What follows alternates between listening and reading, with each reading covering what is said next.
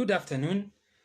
So today, the re-emergence of Peter Kenneth, it signals the death of hope in Kenya for a number of reasons.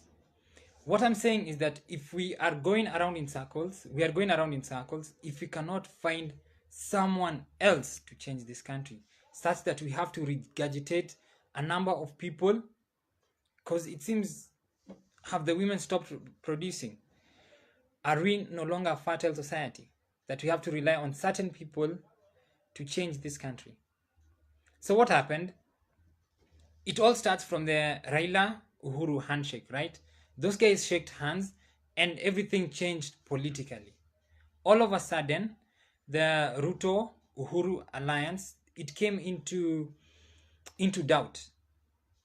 People do not know whether those two guys will see it through until 2022. And some people are speculating that it could be Raila, it could be somebody else, but the handshake significantly changed things. And within, there's something, I'm not sure. Did you know that the national anthem of Britain is God Save the Queen? When it's a king, it's God Save the King. Now in Kenya, before February 1952, we had actually, our anthem was God Save the King. Because at that time, King George VI was the guy who was in power before Elizabeth took over in February 1952, right? So guys were singing God Save the King during that time, 1952s. And the Mau Mau came about, right, in October 1952. So guys could stop saying God Save the King and then you say something else. So what is happening in central Kenya right now? I call it a God Save the King moment. That's what they're doing. It seems we're still singing that song. Only now we're singing it for our own dictators, right? So why am I saying this, right? I'm saying this because these guys entered into an easy alliance with William Ruto. They knew that this alliance was not going to be something that they'd want to see it through. But they had to do it at that time so that they could buy time for someone of their own to get into power. And then later on, they might do something else. I wanted to compare these things with relationships, right? Sometimes people get into a relationship for the moment, right?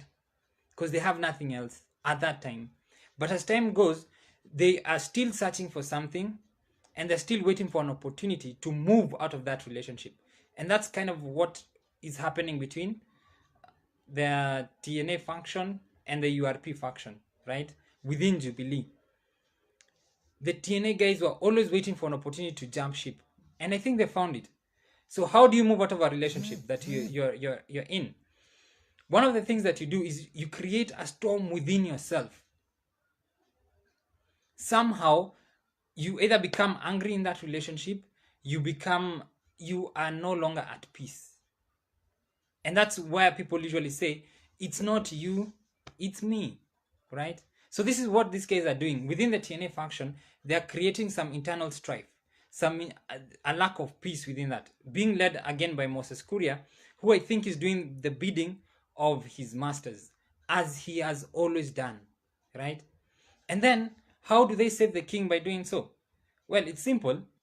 Uhuru will say that I tried my best. I tried my best to make sure that this alliance goes through and succeeds. But my base became shaky. It is not my fault. So they're trying to save the king. And then they're trying to marry another person, to get out of this relationship so they can find another person. Who is this other person? It could be Raila, it could be Kalonzo, it could be Peter Kenneth, or it could be Mudavadi. Who knows? But what we know is that this relationship is no longer working and somebody's trying to get out of it. So some people are stepping out of their comfort zones because they have seen an opportunity. And it always happens. Whenever there is turmoil somewhere, people will always notice it. And they will always come to see whether they can collect the scraps out of that turmoil. We can also say like scavengers. As soon as they see some commotion somewhere, some kind of death somewhere, they'll come there to scavenge, right? So people are seeing the death of this coalition.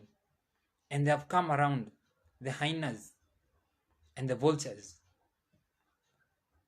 They know that they stand to benefit from this manufactured turmoil. They know that how do they stand to benefit, right? For example, the people who have come out of their comfort zones, right? The people who have come to scavenge. I personally, I think one of them is Martha Karua, right? She's done with her conferences, her workshops, and her seminars. Now it's back to business, back to politics, because there is an opportunity right here. And then this Peter Kenneth, where was he all this time? Was he playing his saxophone? But now he's back. Why? Because they have smelt the death of a coalition. And it could be that there's some scraps to scavenge, something to find, perhaps something good. I wanted to give an example of, I think you remember the story, the Little Red Riding Hood, right? Where there was the big bad wolf. He knew where the Little Red Riding Hood was going to, right? And so he went before her and he hid and he waited for her. So this is kind of like what these guys are doing right now. They know that when this alliance dies, the only way that Central Kenya can push one of their own is by pushing this idea of meritocracy. And that is why Peter Kenneth is coming up. Because people will say, look at Gatanga. It was the best performing constituency in 2011/2012. Just 1 year. But they'll still push that memory of that. He was chairman of the Kenya Football Federation. They won't talk about that. They'll talk about Gatanga and how good it performed. And they will push meritocracy. And these wolves, they have discovered that the only way Central will push one of their own is through meritocracy. So they've taken themselves to a place where they know the rest of the Mount Kenya nation is coming to hide under the cloak of meritocracy. And who better to wear that cloak than Peter Kenneth? And so he's speaking, right? Because he knows where the Little Red Riding Hood is going to. Eventually, she's going to settle at meritocracy. And he's preparing himself to be there when that speech, that idea of meritocracy over tribe comes in. So I believe that they are wolves disguised as grandmothers. I believe that they have seen a chance to get an inch closer to power. I believe that there is saliva salivating from their jaws as they see Little Red Riding Hood approaching, as they see that argument of meritocracy approaching. Another factor could be driving them, I must admit, right? One of them is the genuine fear of William Ruto. Because we all know William Ruto means business. And without him, there would never have been a Nusu Mkate. And you know what happened for there to be a Nusu Mkate. There is a genuine fear of William Ruto. I believe that David Murathe is expressing that genuine fear. They fear that if he gains power, he'll become a dictator. And what will happen when he's a dictator? For Martha Karua, I feel that perhaps she could be expressing this fear as well. But for the others, I do not believe so. For Peter Kenneth, I do not believe so. And this is a question that I have for Peter Kenneth, right? Where were you at the time of controversy? Martin Luther King Jr. once said, right? The ultimate measure of a man is not where he stands in the times of comfort and convenience, but where he stands at the time of great challenge and controversy. And I'm asking, where was he at the times of great challenge and controversy? Was he playing his saxophone? Where was he at the times of comfort and convenience? We saw him. He raised around 300 million to campaign in 2013. 300 million Kenyan shillings. Because he was seeking for power. I will say this. Your friends are with you, right? When you have a job and everything is going well. At those times of convenience and great comfort. They are with you when you buy drinks. They are with you when you spoil them with gifts. They will not go away. But where are they when you lose your job? Where are they when you stop drinking and you no longer want to go and buy drinks?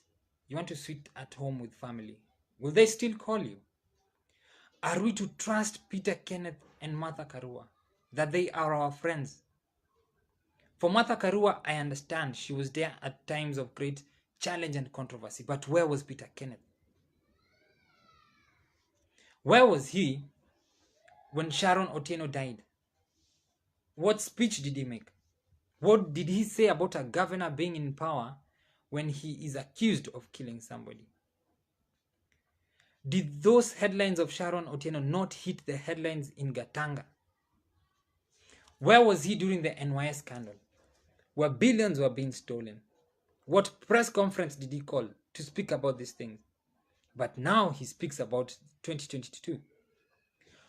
Was he not a player for Union FC back in the day? Does he not care for the youth anymore? Such that people would steal from the NYS and he's still not calling a press conference. Where was he during the Punguza Mizigo initiative? Does he fall under this constitution, or does he fall under a German constitution? Because Germany, they fund him many of his projects. Did he speak about our constitution? Did he remember our constitution? The need for changing it, or the need for not changing it? What was his stance? Was it a strong one? Where was he during the maize scandal? Billions are being lost. People are going hungry. Farmers are going back to their farms without anything in hand. Where was he at that time? Was food security not one of his 13 identified priorities in 2013? Did it cease to be a priority for him, such that he could not speak for it when it occurred? Can we trust Peter Kenneth? At these times of great controversy and challenge, where was he? That is the measure of a man according to Martin Luther. But perhaps he has a different measure. I would like to know. I want to speak about Alexander the Great. I'm sure we all know him. I have spoken about him in the past. And there's a reason why I have done so. Because he was a man who had a particular stand at a particular time, even under the worst of circumstances. So what happened to Alexander the Great? I've said before, he conquered all the way from Macedonia, northern Greece. He pushed all the way through Pakistan, through modern day Iran, and close to India. He also conquered Egypt. He went up to the Indus River, right? And then his soldiers, they said, Alexander, we have done enough. We need to go home. His Macedonian soldiers.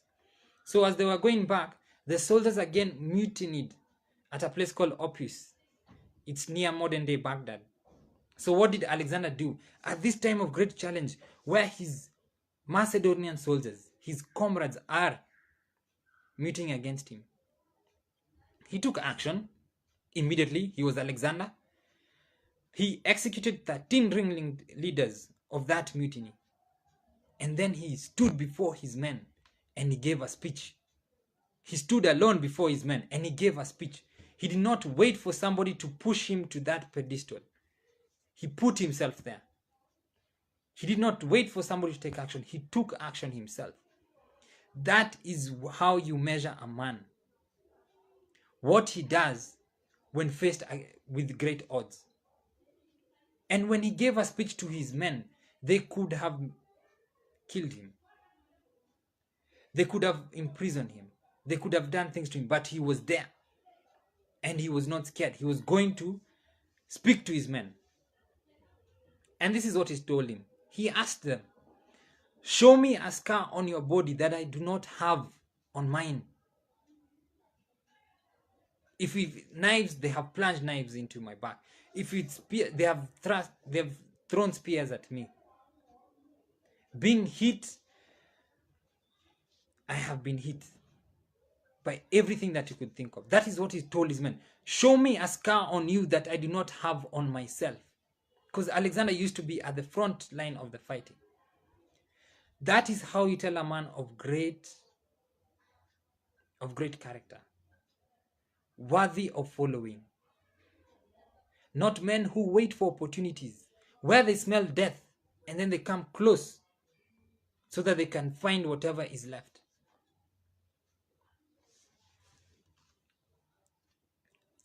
My question, another question that I had for Peter Kenneth, right?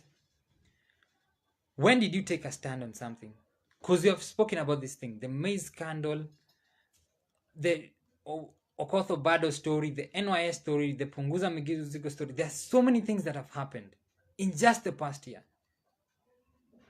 I haven't had any press conference. I hadn't had any substantial argument from Peter Kenneth.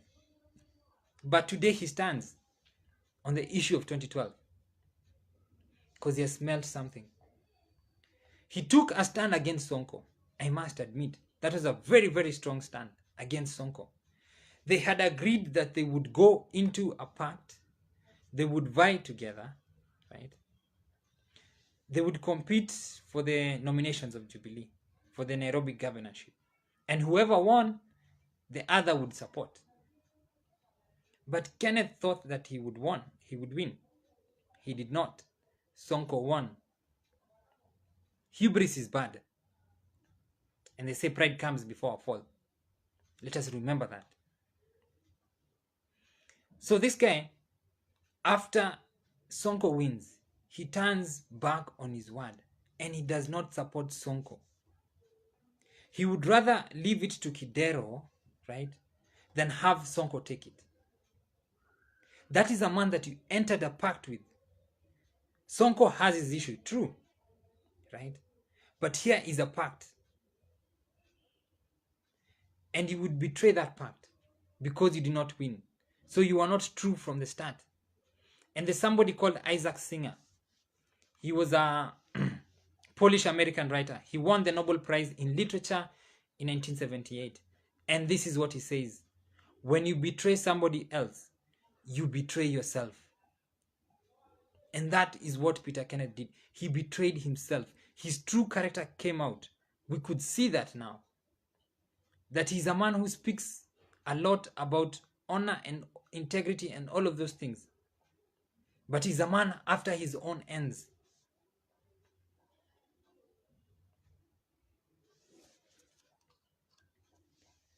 When you enter into a pact with somebody, you have to fulfill it. It's a matter of honor. Right now, Uhuru is trying to get out of his pact with Ruto. And he's trying to do it skillfully, right? I have talked about that in other videos. I will not talk about that today. But I'm just saying, people need to honor their pacts. And I'm asking in the case of Peter Kenneth, right?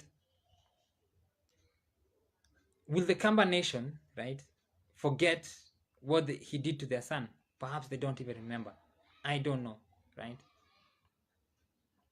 Will people, the general public, will they forget that this man did not keep his word? That he felt Sonko was a lowlife, that who could not win against him. And he was the Swahili have a saying, asiyekubali kushindwa si mshindani. Will people forget that Peter Kenneth was not a mshindani, if I can say that? Where was his honor to honor the pact that they made? Whoever won, the other would support. There's a person called Sophocles. He's one of the ancient Greek he wrote a lot about tragedy, right? And he's one of the plays from the ancient times that survive today. And he said this: it is better to fail with honor than to win by cheating. Honor is important for a lot of people. I know that it's not important for Africans, especially when it comes to African politicians. And perhaps that is why we are where we are. I remember a story between two people, Jemuka and Temujin. They were rivals in Mongolia. The two main rivals in Mongolia. The friends of Jamuka, they betrayed him and they delivered Jamuka to Temujin. You know what Temujin did? He took those betrayers who had brought his enemy to him and he killed them. Because he believed that you do not betray somebody who has placed his trust in you. You must respect your honor. Your word is your bond, and you must respect what you have said. So Temujin executed Jamuka's betrayers, even though Jamuka was his enemy. And that is how the story of Genghis Khan began, or expanded. Is there no one else besides these people that we keep regurgitating within our country? Is there no one else? Have the women in our country stopped producing such that we must recycle everybody every time? Is there no one else? Must it be Peter Kenneth, a man who hides in times of controversies? Must it be Kalonzo Musyoka, who cannot stand firm on any given issue? Must it be Musalia Mudavadi, a man who's as inspirational as a brick? Must it be Raila Odinga, a man who cares for nothing else but power and getting to a seat?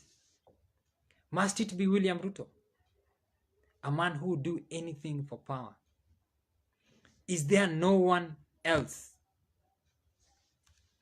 Are we blocking the emergence of someone true to the country? What do we do when people who speak the truth come out? As a country, what do we do? There is a verse I can't remember very well, but it's in Sirach, one of the apocryphal books. Catholics, they call it the Deuterocanonical books.